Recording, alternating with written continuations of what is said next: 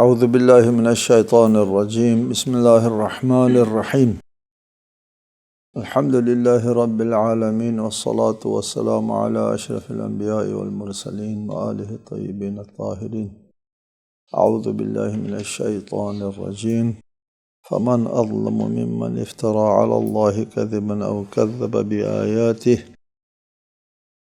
انہ لا یفلح المجرمون۔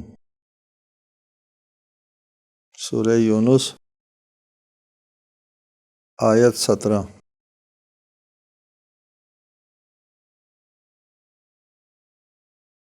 سلسلہ کلام یہ تھا کہ مشرکین کو ظاہر ہے یہ قرآن پسند نہیں تھا اور قرآنی تعلیمات جو ہے وہ بھی پسند نہیں تھی اور ان کے عقائد اور نظریات سے متصادم، اس وجہ سے ان لوگوں نے کہا کہ اس کو بدل دو۔ جواب میں فرمایا کہ اس کا بدلنا ممکن نہیں ہے، میں اپنی طرف سے اس میں کوئی تبدیلی نہیں لا سکتا۔ ان اتبع الا ما یوحی الی، میں وحی کا تابع ہوں۔ اس آیت میں ارشاد فرمایا فمن اظلم ممن افترى علی اللہ کذبا، اس شخص سے بڑھ کر ظالم کون ہو سکتا ہے جو اللہ پر جھوٹ بہتان باندھے یا اللہ کی آیات کی تکذیب کرے۔ مجرم لوگ یقیناً فلاح نہیں پائیں گے۔ میں اگر اس قرآن میں تبدیلی لے آؤں، اس کو بدل دوں، تو اس کا مطلب یہ ہوگا کہ اللہ تعالیٰ نے جو حکم ارشاد فرمایا ہے اس کی جگہ میں ایک اور چیز بیان کروں جو اللہ تعالیٰ نے ارشاد نہیں فرمائی۔ تو یہ ہوا افتراء علی اللہ۔ افتراء کہتے ہیں اس بات کو جو کسی نے کہی نہیں ہے آپ اس کی طرف نسبت دیتے ہیں۔ اللہ نے ارشاد نہیں فرمایا، آپ قال اللہ کہتے ہیں، یہ افتراء علی اللہ ہے۔ رسول کریم نے ارشاد نہیں فرمایا، آپ قال رسول اللہ کہتے ہیں۔ افتراء علی الرسول، بہتان باندھا آپ۔ ہمارے ائمہ نے ارشاد نہیں فرمایا، آپ کہتے ہیں قال الصادق قال الباقر۔ یہ افتراء علی الائمہ ہے۔ افتراء علی اللہ سب سے بڑا جرم ہے، مجرم ہے یہ شخص۔ افتراء علی الرسول کرنے والا بھی گناہگار ہے، مجرم ہے۔ اسی طرح افتراء علی الائمہ، ہمارے فقہی مسائل میں ہے یہ بات۔ روزہ دار اگر افتراء کرتا ہے علی اللہ علی الرسول علی الائمہ، اس کا روزہ باطل ہو جاتا ہے۔ مبطلات روزہ میں سے ایک مبطل افتراء ہے، جھوٹی نسبت دینا۔ ابھی میں نے آپ سے کہا کہ اللہ نے نہیں فرمایا اور کوئی کہہ دے اللہ نے فرمایا، یہ افتراء ہے۔ رسول نے نہیں فرمایا، کوئی کہہ دے رسول نے فرمایا، افتراء ہے۔ ائمہ نے نہیں فرمایا، کوئی کہہ دے ائمہ نے فرمایا، افتراء ہے۔ نہیں فرمایا کہ دو قسمیں ہیں، ایک تو واقعاً اور حقیقتاً نہیں فرمایا، اس نے گھڑ کے اپنی طرف سے بتا دیا۔ دوسری بات، نہیں فرمایا ثابت نہیں ہے۔ رسول نے ائمہ نے فرمایا ہے، نہیں فرمایا ہے، ثابت نہیں ہے۔ کہا گیا ہے، فرمایا ہے، روایت ہے، کسی راوی نے کہا ہے امام صادق نے فرمایا، کسی صحابی نے کہا ہے رسول اللہ نے فرمایا، کہا ہے۔ لیکن آپ جب سند روایت پڑھتے ہیں تو سند صحیح نہیں، اس سلسلے راوی یعنی راویوں کے رسول اللہ سے لے کر آپ تک 5 6 7 8 10 راوی ہیں، ان میں سے 1 2 جو ہے وہ کذاب قسم کے ہیں، تو ثابت نہ ہوا۔ مجہول قسم کے لوگ ہیں، ضعیف قسم کے راوی ہیں درمیان میں، تو یہ ثابت نہ ہوا، ثابت نہیں ہوا۔ پہلے میں نے کہا تھا رسول اللہ نے نہیں فرمایا، اب کیا ہے، رسول اللہ کا فرمانا ثابت نہیں ہے، اس لیے کہ یہ جو روایت جس نے کی ہے اس میں کچھ جھوٹے لوگ ہیں۔ جہاں ثابت نہیں ہے وہاں بھی آپ نہیں کہہ سکتے قال رسول اللہ، جہاں ثابت نہیں ہے وہاں بھی نہیں کہہ سکتے قال الصادق قال الباقر، نہیں کہہ سکتے۔ یہ ثابت کب ہوتا ہے؟ جب سند صحیح ہو، روایت صحیحہ ہو، روایت موثقہ ہو، راوی کی چھان بین آپ کر سکتے ہیں، رجال میں آپ کو مہارت حاصل ہے اور تمام رجال روایت کے بارے میں آپ نے مطالعہ کیا ہے، سب ٹھیک راوی ہیں، پھر کہہ سکتے ہیں قال الصادق قال الرسول، کہہ سکتے ہیں، ثابت ہوا نا آپ کے نزدیک۔ اور ثبوت سے پہلے قال نہیں کہہ سکتے۔ پھر اس کے لیے حل ایک یہ ہے، آپ اہل علم کے لیے جو دیندار لوگ ہیں، متدین لوگ ہیں، متشرع لوگ ہیں، پرہیز کرنا چاہتے ہیں، جھوٹی نسبت نہ ہو، بہت گناہ عظیم ہے، اس کے لیے آپ قال رسول قال صادق نہیں کہیں گے جس روایت کے بارے میں آپ کا علم نہیں ہے۔ روی عن الصادق روی عن رسول اللہ، روایت ہے، روایت تو ہے نا، تو یہ جھوٹ نہیں ہے۔ کہا ہے لوگوں نے کہ رسول اللہ نے فرمایا، آپ اگر کہہ دے رسول اللہ نے فرمایا جھوٹی نسبت ہے، اور اگر آپ کہہ دے راوی نے کہا ہے رسول اللہ نے فرمایا، آپ تو جھوٹی نسبت تو نہیں دی کہ اس نے کہا ہے، اس نے تو کہا ہے، جھوٹ کہا ہے سچ کہا ہے وہ اور بات ہے، کہا ہے، لہٰذا آپ کی نسبت نہیں ہے، آپ نے رسول کی طرف نسبت نہیں دی، راوی کی طرف نسبت دی، راوی نے کہا ہے، راوی کی طرف نسبت دینا افتراء نہیں، اس لیے کہ اس نے تو کہا ہے، غلط کہا ہے، جھوٹ کہا ہے، سچ کہا ہے وہ اور بات ہے، کہا ہے اس نے، یہ جھوٹی نسبت نہیں ہے اس راوی کی طرف۔ راوی کی طرف نسبت دے کر کہنا درست ہے، خود رسول امام کی طرف نسبت دینا درست نہیں ہے۔ اگر رمضان میں ایسا کرتے ہیں، آپ تبلیغ کے لیے جاتے ہیں اور وہاں حدیث بیان کرتے ہیں اور بغیر احتیاط کے کہتے ہیں کہ قال الصادق قال رسول اللہ، مشکل ہو جاتا ہے، خیال رکھیں۔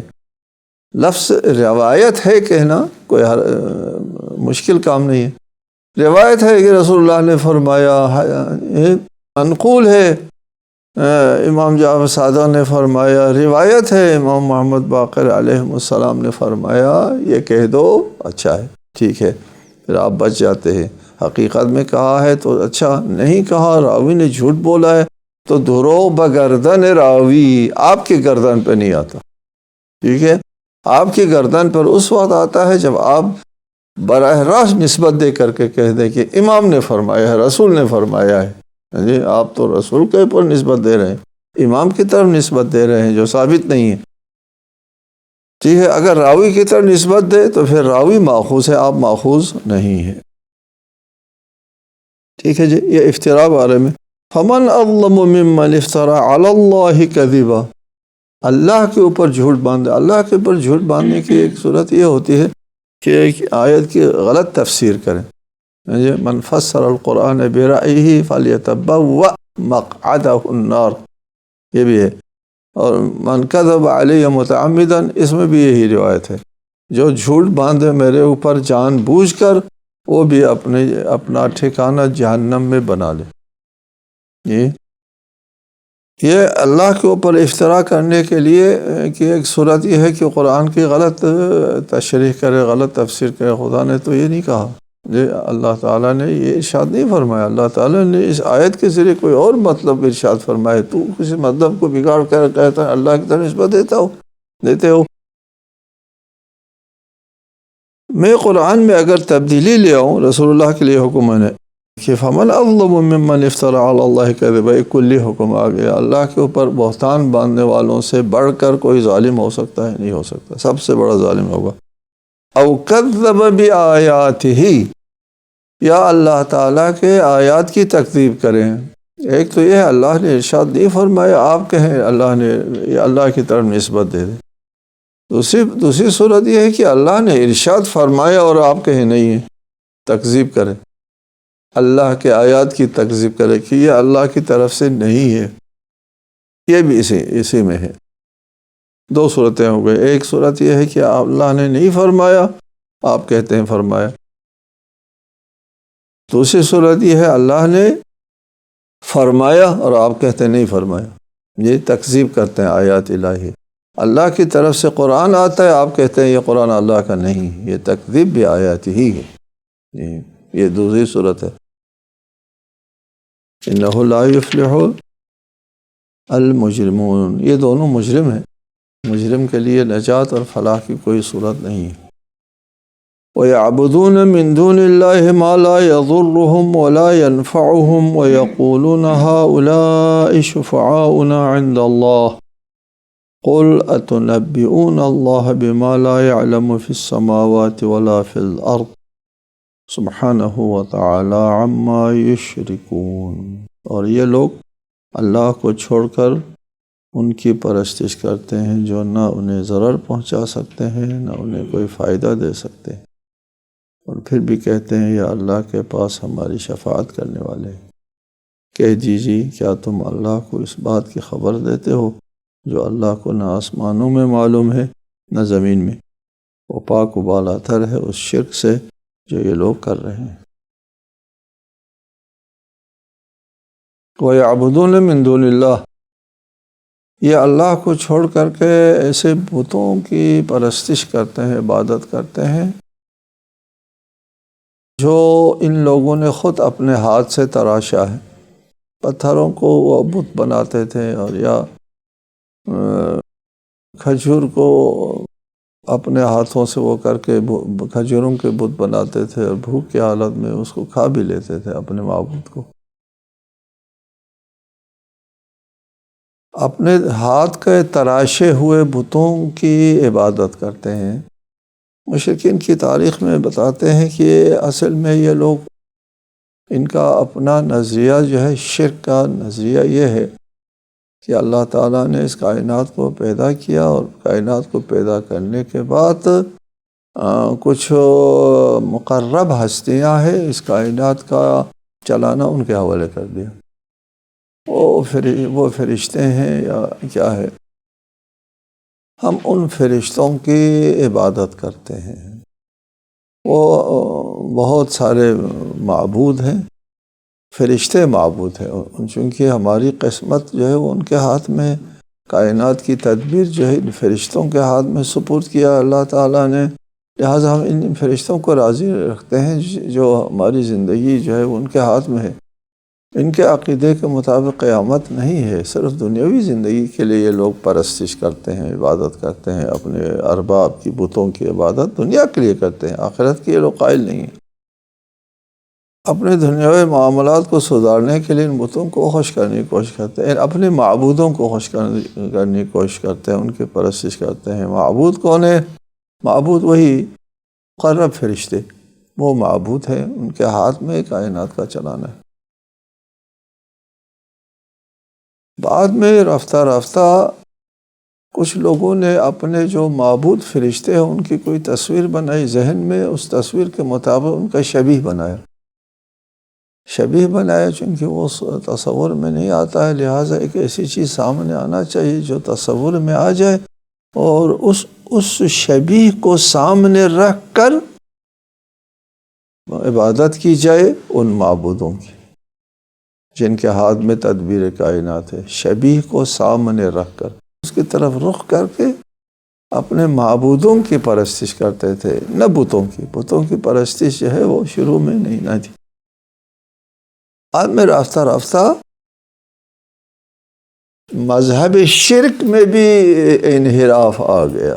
دیکھیں مشرکین کے اپنے مذہب میں انحراف آ گیا۔ بات تو ایک ہے، وہ بھی واہمہ ہے، کوئی چیز نہیں ہے۔ وہ معبود جن کو انہوں نے معبود بنا دیا، رب بنا دیا، نہ وہ رب ہے نہ معبود، وہ بھی واہمہ تھا۔ یہ جو بنایا ہے یہ بھی ایک واہمہ ہے۔ بعد میں رفتہ رفتہ انہی بتوں ہی کی پرستش شروع ہو گئی، یہی معبود قرار پائے، اور کہا کہ ان کی عبادت کرنے سے رب خوش ہو جاتا ہے۔ پہلے کیا تھا؟ عبادت رب کی ہوتی تھی، ان کے اپنے ارباب کی، ان کی عبادت ہوتی تھی، یہ بت قبلہ کی حیثیت رکھتے تھے۔ بعد میں رفتہ رفتہ کیا ہوا کہ انہی بتوں کی عبادت سے ہمارے ارباب خوش ہو جاتے ہیں، یہ بت خوش ہونے سے یہ بت بھی خوش ہوتا ہے۔ یہاں ارشاد فرمائے وَيَعْبُدُونَ مِن دُونِ اللَّهِ، اللہ کو چھوڑ کے یہ احمق لوگ عبادت کرتے ہیں ماں ایسی چیزوں کے لا يضرهم ولا ينفعهم، نہ ان کو ضرر دے سکتے ہیں نہ فائدہ دے سکتے ہیں، اس لیے کہ یہ بے حس جامد بت نہ ضرر دینے کی پوزیشن میں نہ فائدہ دینے کی پوزیشن میں، یہ جامد ہے، بے حس ہے، کسی کردار کے ادا کرنے کی جامد پتھر کسی کا کیا بگاڑ سکتا ہے، کسی کو کیا فائدہ دے سکتا ہے، کچھ نہیں کر سکتا۔ وَيَقُولُونَ هَؤُلَاءِ شُفَعَاؤُنَا عِنْدَ اللَّهِ، وہ کیوں کرتے ہیں ان کی پرستش، ان پتھروں کی، ان جامد چیزوں کی؟ کہتے ہیں کہ یہ ہمارے سفارشی ہیں عند اللہ، اللہ کے پاس، یہ اللہ کے پاس ہمارے سفارشی ہیں، ہم اس کو اس بت کو پوچھتے ہیں تو یہ بت خوش ہو جاتا ہے، اور خوش ہونے کے بعد وہ اپنے ارباب کے طرف جو ہے وہ کرتے ہیں، سفارش کرتے ہیں، وہ ارباب جو ہے وہ اللہ تعالیٰ سے اس کے بارے میں مزید اختیارات مانگتے ہیں یا کیا کرتے ہیں، شفعاؤنا عند اللہ، کہ اللہ کے پاس جو ہے ہماری سفارش لے جاتے ہیں۔ شفیع سے کچھ لوگوں نے تو یہ مانا لیا ہے جو صحیح نہیں ہے، وہ کہتے ہیں ایک مشرک نے کہا تھا کہ اگر قیامت ہے، قیامت نہیں ہے، اگر قیامت ہے تو یہ بت ہماری شفاعت کریں گے قیامت کے دن، اس لیے یہ صحیح اس لیے نہیں ہے کہ وہ قیامت کے منکر تھے، قیامت کے وہ مذاق اڑاتے تھے کہ ان بوسیدہ ہڈیوں کو اللہ کیسے پیدا کرے گا، قیامت کے قائل نہیں تھے، لیکن کہنا کہ یہ انہوں نے مفروضہ قائم کیا، اس مفروضے کے تحت وہ بتوں کی پرستی نہیں کرتے تھے کہ اگر قیامت ہے تو یہ سفارش کریں گے ہماری، اس لیے ہم ان کی عبادت کرتے ہیں، ایک مفروضہ جن کے وہ منکر ہے اس کے تحت وہ ان کی عبادت کرتے ہیں۔ سفارش سے مراد، شفاعت سے مراد قیامت نہیں ہے ہرگز، شفاعت سے مراد سفارش ہے دنیاوی زندگی، دنیاوی مفادات کے لیے، یہ لوگ اللہ تعالیٰ سے جو ہے سفارش کر کے بہت زیادہ ہم کو دلا دے گا، یہ شفیع مانگتے ہیں، اپنے ارباب کی طرف شفیع ہے، وہ ارباب جو ہے وہ اللہ سے شفاعت کریں گے، سلسلے شفاعت جو ہے وہ اللہ تک یہ ہمارے بت پہنچا دیتے ہیں۔ ہؤلاء شفعاؤنا عند اللہ، یہ شفیع ہے اللہ کے پاس۔ یہ شفیع ہونے کو کچھ نظریہ، کچھ موقف ایسا ہے کہ اگر ہم کسی کو شفیع بناتے ہیں تو یہ مشرکانہ نظریہ، دیکھو یہ مشرک لوگ اپنے معبود کو شفیع سمجھتے تھے، لہٰذا جو بھی کسی کو شفیع سمجھا وہ مشرکانہ نظریہ ہے، یہ ایک غلط تصور ہے، خود قرآنی تعلیمات کے خلاف ہے۔ وہ ان بتوں کو اپنی طرف سے شفیع سمجھتے تھے، خدا نے ان کو شفیع نہیں بنایا ان مشرکین کے لیے۔ ہم جن کو شفیع سمجھتے ہیں، ہم رسالت مآب کو شفیع سمجھتے ہیں تو ہم مشرک ہو جائیں گے۔ خداوند عالم نے فرمایا ہے قرآن میں کہ شفاعت درست ہے، اللہ تعالیٰ کے ہاتھ میں ہے، لیکن اس کے لیے دو آیات ہیں کہ ایک کہ اللہ تعالیٰ کی طرف سے اجازت ہو تو وہ شفاعت کرے گا، ایک شرط، دوسری شرط ہے جس کی شفاعت کرنا ہے وہ پسندیدہ شخص، یعنی اہلیت کو رکھتا ہو شفاعت کے لیے تو اس کی شفاعت کرے گا، لمن ارتضی، جو پسندیدہ شخص ہے اس کی شفاعت، دو شرائط ہے، قرآن کے عائد کردہ شرائط ہے، شفیع ہے تو شرائط کا، اس نے خدا ہو، اور وہ دوسری شرط یہ وہ آدمی قابل شفاعت ہو، پھر اس صورت میں شفاعت ہو جاتی ہے۔ ہم جس ہستی کی شفاعت کے قائل ہوتے ہیں وہاں ان دونوں شرائط کے ساتھ ہم شفاعت قائل ہوتے ہیں، کہ ہم کہتے ہیں کہ اس شفیع کو اللہ تعالیٰ کی طرف سے شفاعت کی اجازت حاصل ہے۔ یہ پھر ہم اس کے بھی قائل ہے کہ یہ شفیع ہر اس شخص کی شفاعت فرمائے گا جو شفاعت کی صلاحیت رکھتا ہو۔ اصلا اگر اس کے پاس شفاعت کی صلاحیت نہیں ہے، پچھلی آیت میں نے ذکر کیا تھا وَمَنْ صَلَحَ مِنْ آبَائِهِمْ وَأَزْوَاجِهِمْ وَذُرِّيَّاتِهِمْ، وہ فرشتے جو ہے وہ دعا کرتے ہیں شفاعت کے لیے۔ جی وَمَنْ صَلَحَ شرط ہے، یہ ہے نا یہ مسئلہ کہ اگر بیٹا بلند درجے کا مالک ہے تو وہ اس کے لیے فرشتے دعا کرتے ہیں، اور اس کے خاطر اس کے باپ دادا کے لیے بھی دعا کرتے ہیں، لیکن وَمَنْ صَلَحَ کے لیے دعا کرتے ہیں۔ یہ صلاح شرط ہے، یعنی اہلیت ہو فرشتوں کی دعا کے لیے، اہلیت ہو شفاعت حاصل کرنے کے لیے۔ دو شرائط کے تحت ہم شفیع مانتے ہیں کسی کو۔ جن کی یہ لوگ پرستش کرتے ہیں، نہ اللہ تعالیٰ نے ان کو شفیع بنایا ہے، نہ یہ مشرکین جو ہے کسی شفاعت کے قائل ہیں، دو باتیں نہیں۔ اور اگر مراد دیا جائے یہ بت، یہ اصنام، یہ جامد پتھر، اس کو نہ اللہ شفاعت بنا سکتا ہے، نہ اس میں شعور نہیں ہے، نہ شفیع بنا سکتا ہے، نہ مشرکین جو ہے وہ دونوں شرط یہاں نہیں۔ تو اس وجہ سے ان کا یہ کہنا کہ ہؤلاء شفعاؤنا عند اللہ، یہ اللہ تعالیٰ کے جو موازین ہے سب کے خلاف ہے، اس لیے شرک ہے۔ قل اتنبئون اللہ بما لا يعلم في السماوات ولا في الارض، آپ کہہ دیجئے کیا تم اللہ کو خبر دے رہے ہو ایک ایسی چیز کی جو نہ آسمانوں میں اللہ کو معلوم ہے نہ زمین میں؟ اللہ تعالیٰ کے علم میں کوئی شفیع جو ہے اس قسم کے تمہاری شفاعت کرے، اس قسم کا کوئی وجود آسمانوں میں بھی نہیں، زمینوں میں بھی نہیں، فرشتوں کی شکل میں بھی نہیں ہے، اور زمین میں بتوں کی شکل میں بھی نہیں ہے، نہ کسی اور شکل میں۔ ان مشرکین کی شفاعت کرنے والا جو ہے اللہ کے علم میں نہیں ہے۔ جو بات اللہ تعالیٰ کے علم میں نہیں ہے، کیا وہ تم اللہ کو بتا رہے ہو کہ نہیں آپ کو نہیں پتہ تھا؟ ہم بتا دیتے ہیں کہ یہ ہمارے شفیع ہے آپ کے پاس۔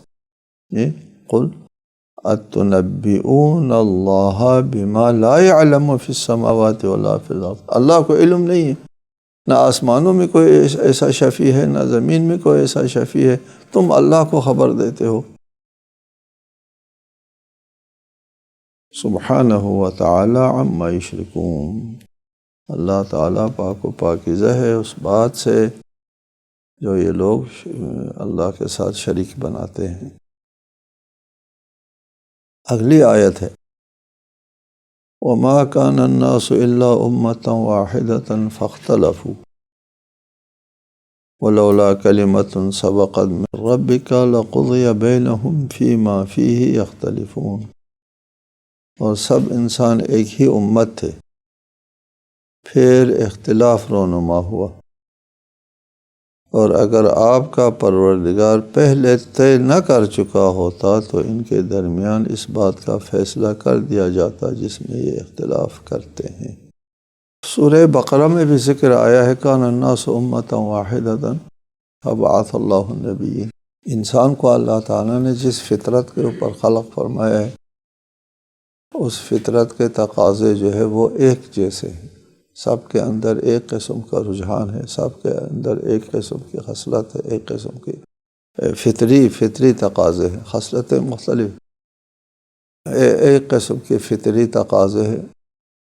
کان الناس امۃ واحدۃ، یہ انسان جب روئے زمین پر اللہ تعالیٰ نے اس کو بسایا تو شروع کا انسان جو ہے وہ امت واحدہ، جنگلوں میں زندگی کرتے تھے اور جنگلوں سے شکار کر کے کھاتے تھے اور غاروں میں سو جاتے تھے۔ شروع کے انسان میں آپس کا وہ نہیں تھا، تنافس کہتے ہیں، مقابلہ، کھینچا تانی وغیرہ قسم کی باتیں نہیں تھی۔ ہم سے رہتے تھے، غاروں میں زندگی کرتے تھے۔ رفتہ رفتہ کیا ہوا؟ رفتہ رفتہ مفادات کا ٹکراؤ شروع ہو گیا۔ خصوصاً وہاں تو جب ابتدائی انسان جب جنگلوں میں شکار کرتے تھے اور غاروں میں سوتے تھے، اس وقت کوئی کسی چیز کا بالک نہیں ہوتا تھا، جو ہاتھ میں آیا اس کو کھا لیا، ختم۔ نہ کوئی ذخیرہ اندوزی ہے، نہ مالک ہے، کچھ نہیں۔ بعد میں یہ انسان غاروں سے، جنگلوں سے میدان میں اترا۔ میدان میں اترنے کے بعد کھیتی باڑی سیکھی۔ کھیتی باڑی سیکھنے کے بعد رہائش، اب تو غار نہیں میدان ہے، تو سائے کی جگہ بنا دی، سایہ باغ بنا دیا۔ اب ملکیت شروع ہو گئی، یہ میری جگہ ہے، یہ میرا گھر ہے، یہ میری رہائش کی جگہ ہے، یہ آپ کی، یہ میری۔ جب ملکیت شروع ہو گئی تو پھر آپس میں مفادات میں ٹکراؤ آ گیا۔ مفادات کے ٹکراؤ آنے کے وجہ سے اختلافات آ گئے۔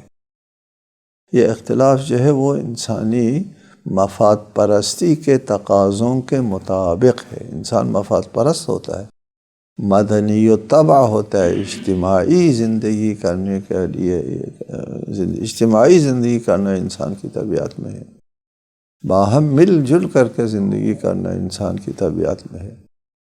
اس طبیعت کی وجہ سے انسان نے باہم زندگی کرنا شروع کر دیا۔ ایک جگہ آبادی ہو گئی، قریہ وجود میں آ گیا، شہر وجود میں آ گیا، ملکیت وجود میں آ گئی۔ ملکیت کے وجود میں آنے سے آپس میں مفادات کا ٹکراؤ شروع ہو گیا۔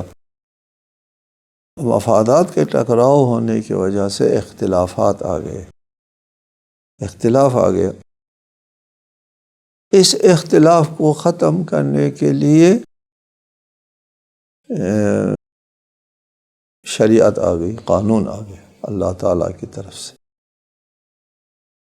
قانون آ گیا، شرع لکم من الدین ما وصی بہ نوحا، حضرت نوح کے زمانے کے بعد کہ انسان کے لیے وہ شریعت دے دی گئی۔ حضرت نوح کے زمانے میں شریعت آنا شروع ہو گئی، قانون دے دیا اس انسان کے لیے۔ اب انسان جو ہے وہ غاروں والا انسان نہیں ہے، جنگلوں والا انسان نہیں ہے، تھوڑی سی سوجھ بوجھ کا مالک ہو گیا ہے، اجتماعی زندگی میں بھی آ گئے ہیں۔ ان کو قانون دیا جا سکتا ہے، اس سے پہلے اصلا قانون لینے کے بھی اہل نہیں تھا۔ جب قانون لینے کے اہل ہو گیا، قانون دے دیا، شریعت دے دی گئی، اور ان سے کہا کہ یہ کرو، یہ نہ کرو، یہ حلال ہے، یہ حرام ہے، یہ تمہارا مال ہے، یہ اس کا مال ہے، یا اس کے مال کے ساتھ تعدی تجاوز نہ کرو۔ بہرحال قانون آ گیا۔ قانون آنے کے بعد، شریعت آنے کے بعد ایک دوسرا اختلاف آ گیا۔ شریعت آنے سے پہلے ایک اختلاف آیا تھا، طبعی اختلاف تھا، وہ مفادات کے ٹکراؤ کی وجہ سے آنے والا اختلاف تھا۔ وہ اختلاف طبعی تھا۔ اس اختلاف طبعی کو ختم کرنے یا اس اختلاف کے حل کے لیے شریعت آ گئی۔ شریعت آ گئی۔ شریعت کا کام کیا ہے؟ اسی فطرت کی طرف دوبارہ واپس کر دیں۔ فطرت سے انحراف آ گیا۔ فطرت سلیمہ کے اوپر جب یہ لوگ تھے، امت واحدہ میں تھے یہ لوگ، جب فطرت سلیمہ سے انحراف کر دیا، مفادات کے ٹکراؤ کی وجہ سے اختلاف آ گیا۔ جب اختلاف آ گیا، شریعت آ گئی، شریعت نے دوبارہ واپس کیا فطرت کی طرف۔ یہ تمہارا حق بنتا ہے، یہ تمہارا حق نہیں بنتا ہے، یہ جائز ہے، یہ ناجائز ہے، یہ حلال ہے، یہ حرام ہے، یہ کرو، یہ نہ کرو۔ اس کو شریعت کہتے ہیں۔ شریعت مل گئی، انسان کو شریعت مل گئی۔ شریعت ملنے کے بعد ایک اور اختلاف آ گیا۔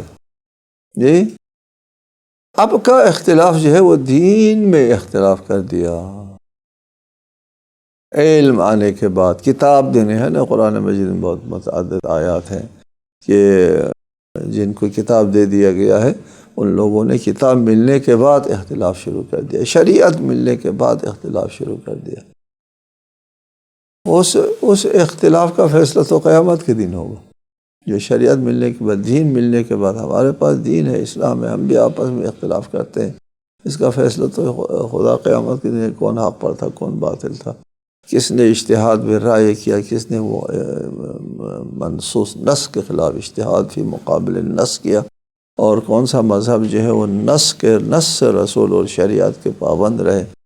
یہ اس اختلاف کا نتیجہ ہم کو قیامت کے دن ملے گا۔ لہٰذا خلاصہ یہ ہے کہ دو قسم کے اختلاف ہے۔ ایک اختلاف طبعی اختلاف ہے، اس طبعی اختلاف کو ختم کرنے کے لیے شریعت آ گئی۔ شریعت ملنے کے بعد ایک اختلاف ہے، اختلاف فی الدین، اختلاف فی الشریعہ۔ وہ اختلاف فی الشریعہ بہت مذموم ہے، اس کے مذمت ہے، اور اس بارے میں ارشاد فرمائے کہ اگر پہلے سے فیصلہ نہ ہوا ہوتا اس اختلاف فی الشریعہ کا نتیجہ فوراً بھگتنا تھا۔ انشاءاللہ اس کے اوپر مزید مباحث آئندہ عرض کروں گا۔ والسلام علیکم ورحمۃ اللہ وبرکاتہ۔